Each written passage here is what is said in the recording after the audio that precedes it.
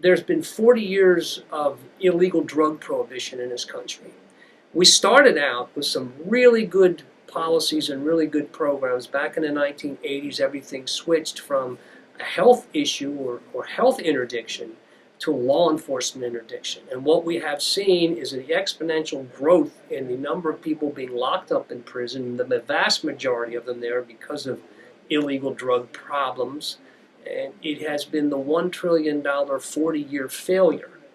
We have to rethink the way we address the problem of illicit drugs. It's not working. What we're doing right now is not working at a prohibition type level. I'm not saying we just blanket say everything is now legal. What I'm saying is we really need to reconsider how we address this problem.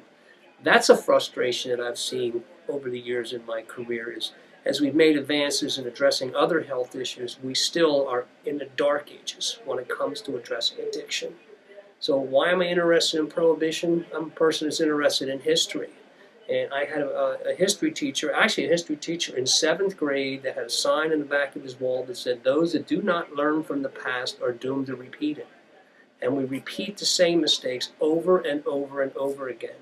We are not, as Abraham Lincoln said, we are not going to legislate morality. We're not going to legislate the behaviors of people.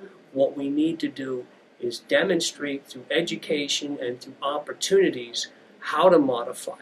We've seen great leaps and bounds in our educational efforts around nicotine, around tobacco products. We have had great strides in what we've done there, but we've addressed it a different way. And believe me, nicotine is a very powerful addiction. 32% of all people that ever try nicotine products will become addicted. That's the #1 addictor we have in this country.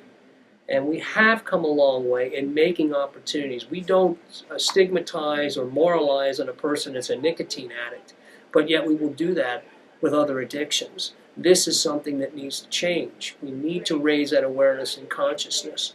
You know, if you stop and think, we pay on average at a federal level $50,000 a year to incarcerate, at a state level $30,000 a year, and at a local level about $20,000 a year. That's all being picked up by taxpayer dollars. If we address this in other ways, we can begin to see some dramatic changes and maybe close down some of the prisons and open up some rehabilitative facilities. Imagine the quality of life that we could have in this country for everybody. Treatment works. We know that it works because there's millions of people that are the prima facie evidence that demonstrates that treatment works.